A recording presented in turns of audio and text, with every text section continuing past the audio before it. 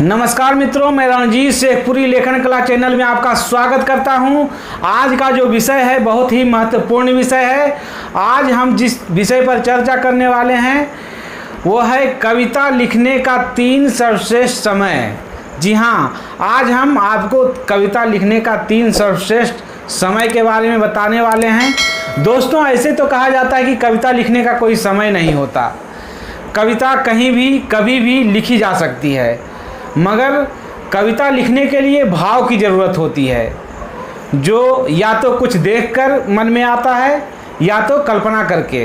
अगर चलते फिरते या दिनचर्या के समय कुछ देखकर मन में भाव आता है तो उस भाव से उस समय कविता का शीर्षक मात्र दे पाएंगे।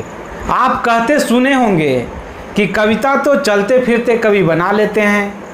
चलते फिरते कविता बनाने का तात्पर्य है कि कहीं पर किसी दृश्य या घटना को देखकर कवि के मन में एक भाव आता है और कविता की शुरुआत वहीं पर कवि कर देता है। इसका मतलब ये नहीं हुआ कि वहीं पर बैठे बैठे कविता पूरा करने लगता है। वहाँ से मात्र कविता का विषय या दृश्य चुराता है, जिसे बाद में शब्दों में ढालता है। किसी घटना या दृश्य के ऊपर कविता लिखी हुई नहीं होती कि कवि सिर्फ कागज़ में उतार ले। उस कविता को पूरा करने के लिए कवि को उस दृश्य या घटना के बारे में सोचना पड़ता है, कल्पना करना पड़ता है, तब उस कल्पना को शब्दों का रूप देते हैं। दोस्तों, अब ये कल्पना शब्द ही ऐसा है जो कवि को एकांत में जाने पर विवश कर देता है।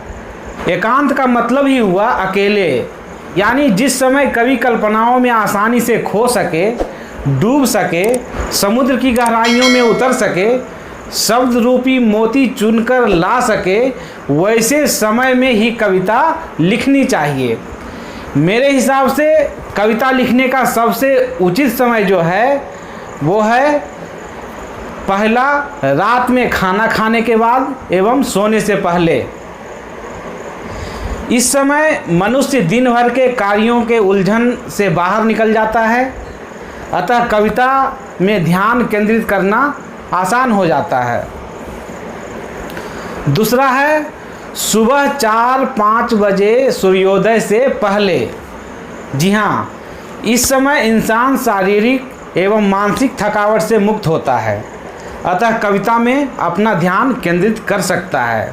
तीसरा जो समय है मॉर्निंग एवं इवनिंग वॉक करते समय।